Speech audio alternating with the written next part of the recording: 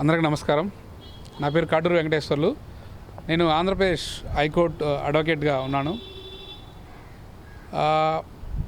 రాహుల్ గాంధీ గారి పుట్టినరోజైన జూన్ 19వ తారీఖున కన్యాకుమారి నుంచి నా పాదయాత్ర మొదలైంది.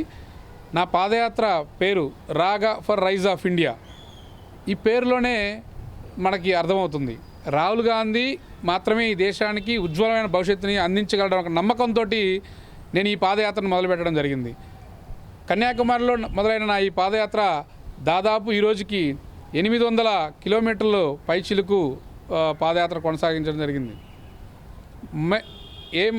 నా పాదయాత్ర ప్రధాన ఉద్దేశం రాహుల్ గాంధీ గారు మాత్రమే ఈ దేశాన్ని అభివృద్ధి పదం వైపు నడిపించగలరని ఒక బలమైన నమ్మకంతో రాహుల్ గాంధీ గారి అభిమానిగా నా ఈ పాదయాత్రని ప్రారంభించడం జరిగింది.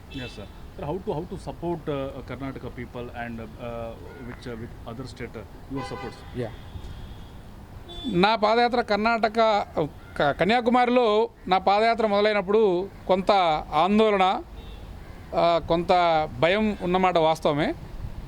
వన్స్ పాదయాత్ర మొదలుపెట్టిన తర్వాత ప్రజలలో, ముఖ్యంగా విద్యార్థి యువతలో రాహుల్ గాంధీ గారి మీద ఉన్నటువంటి అచంచలమైన విశ్వాసాన్ని నేను చూడడం జరిగింది. దాదాపు ఈ 45 రోజుల పాదయాత్రలో కొన్ని వందల మంది విద్యార్థి యువతను నేను కలవడం, ప్రత్యక్షంగా వారి అభిప్రాయాలని తీసుకోవడం, వారు రాహుల్ గాంధీ గారి పట్ల చూపిస్తున్న నమ్మకాన్ని నాకు మరింత ధైర్యాన్ని ఇచ్చి ఈ పాదయాత్రను ముందుకు తీసుకెళ్ళగలుగుతుంది.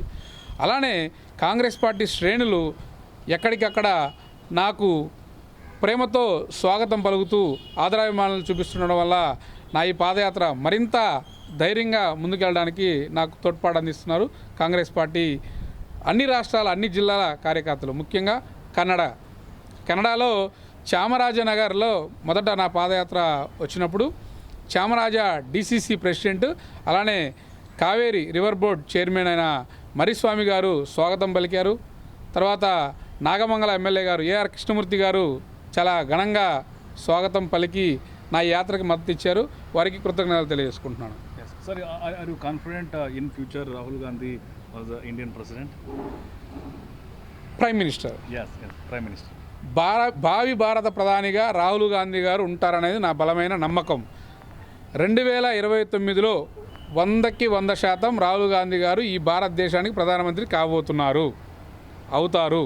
అప్పుడు మాత్రం ఈ దేశానికి మరింత మెరుగైన భవిష్యత్తు విద్యార్థి లోకానికి, యువతకి, కార్మికులకి, కర్షకులకి ఉంటుందనేది నా నమ్మకం. అవుతారు కూడా. India's almost youths supporting in Congress party in future?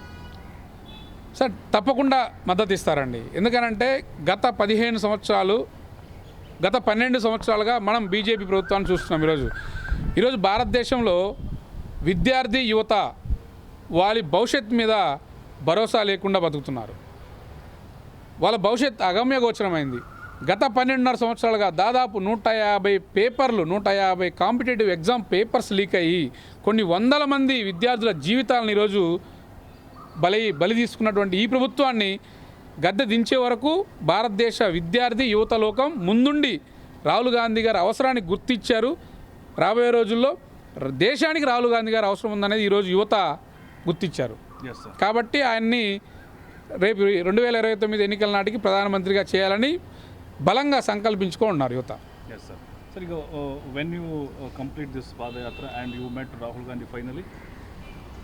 Rahul Gandhi గారిని ఇప్పటివరకు నేను కలవలేదు. నా ఆశయం, ఆలోచన రాహుల్ గాంధీ గారు ప్రధానమంత్రి కావాలి. అందుకోసమే ఈ యాత్ర. కలుస్తానో లేదో నాకు తెలీదు, కానీ కాశ్మీర్లో నా ఈ యాత్ర ముగుస్తుంది. దాదాపు జనవరి 2027 వరకు ఈ పాదయాత్ర కొనసాగుతుంది. ఇప్పటి వరకు 800 కిలోమీటర్లు మాత్రమే అయింది. ఇది 3వ రాష్ట్రం. ఇంకా చాలా దూరం ప్రయాణం చేయాల్సి ఉంది. Almost Congress party 60 years in ruling India. But what you ideological differences? But you will do democracy in BJP against the Gen Z protest. You know protest. But Congress in future, what benefits in India?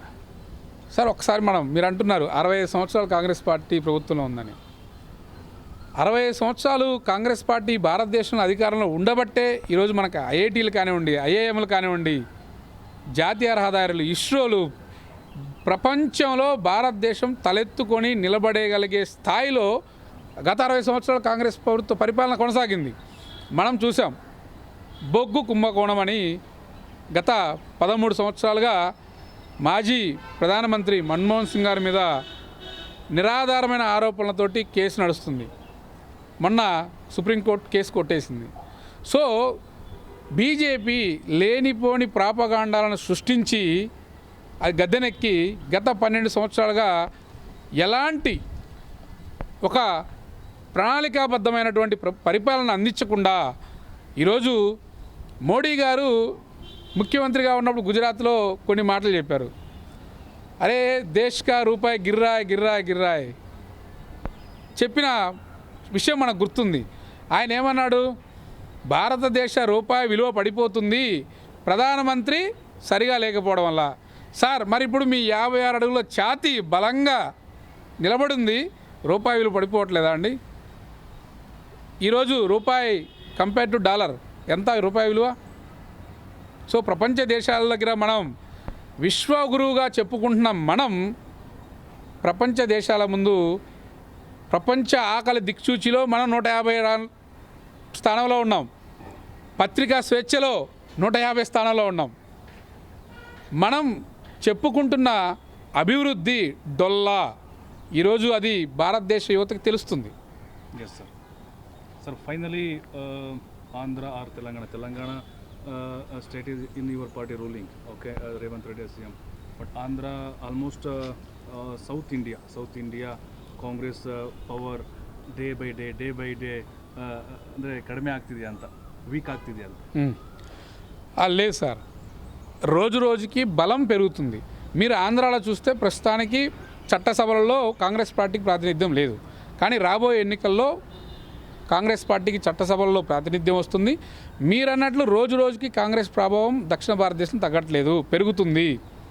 ఈరోజు తమిళనాడులో చూసుకున్నా సరే, కర్ణాటకలో చూసుకున్నా, తెలంగాణలో చూసుకున్నా, ఆంధ్రప్రదేశ్లో ఖచ్చితంగా ఆంధ్రప్రదేశ్ భవిష్యత్తు ఉంది కాంగ్రెస్ పార్టీకి.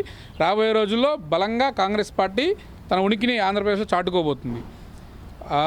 తెలంగాణ విషయానికి వస్తే నేను ముఖ్యంగా తెలంగాణ ముఖ్యమంత్రి రేవంత్ రెడ్డి గారిని నుంచి స్ఫూర్తి పొంది ఈరోజు కాంగ్రెస్ పార్టీలో చేరి రాహుల్ గాంధీ గారు ప్రధానమంత్రి కావాలని పాదయాత్ర చేస్తున్నాను.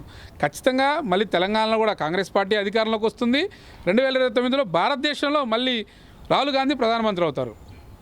Yes sir. Finally one message to your Congress youths or కార్యకర్తస్. అందరికీ చేతులు జోడించి భారతదేశ యువత విద్యార్థి లోకానికి వేడుకునేది ఒకటే.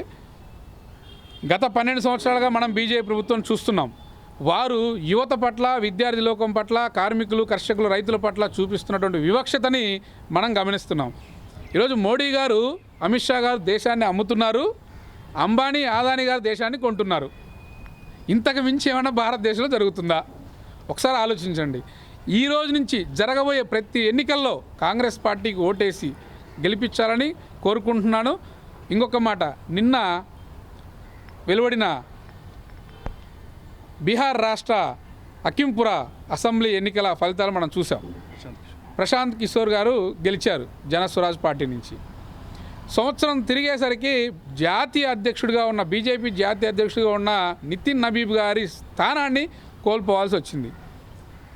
అర్థం చేసుకోండి దేశ ప్రజలు ఏం జరుగుతుంది, బీజేపీ మీద విద్యార్థి యువత లోకం ఏ విధంగా కోపంగా ఉన్నారనేది ఈ సందర్భం ఒకటే ఉదాహరణగా నేను తెలియజేస్తున్నాను. Thank you very much.